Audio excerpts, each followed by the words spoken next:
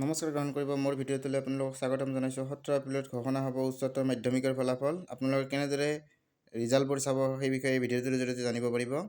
প্ৰথমতে আপোনালোকে ৱেবছাইটৰ জৰিয়তে চাব পাৰিব। resultsassam.nic.in ৱেবছাইটত গ'লেও আপোনালোকে চাব পাৰিব, গুগলত চাৰ্চ কৰিলে, নতুবা hscc.assam.gov.in ৱেবছাইটত গৈও অল্টাৰনেটিভ ৱেবছাইট এটা কৈছোঁ সেইটোতো চাব পাৰিব। অথবা আপোনালোকে প্লে ষ্টৰত গৈ উপলব্ধ এপ ডাউনলোড কৰি পেলাইও নিজৰ ৰিজাল্ট চাব পাৰিব। প্ৰথমতে আপোনালোকে ৱেবছাইটত গ'লে resultsassam.nic.in ৱেবছাইটত গ'ল, তাত আছাম HS ৰিজাল্ট 2026 লিংকত ক্লিক কৰিলে, তাৰপিছত ৰোল কোড আৰু ৰোল নম্বৰ এণ্টাৰ কৰিলে এডমিট কাৰ্ডৰ মতে।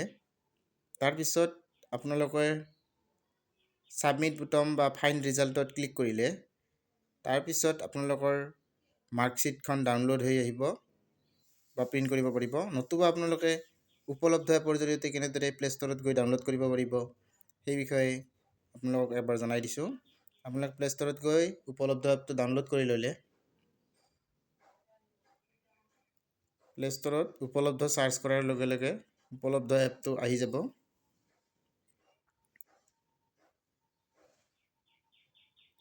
ইয়াৰ পিছত ইনষ্টল কৰিলে, ইনষ্টল কৰাৰ পিছত ওপেন কৰিলে,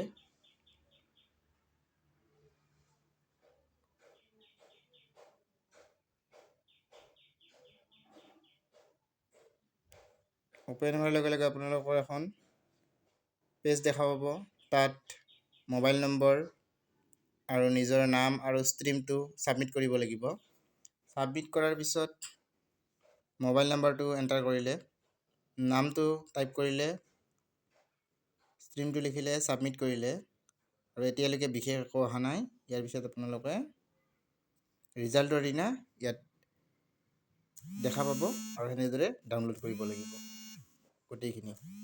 ধন্যবাদ।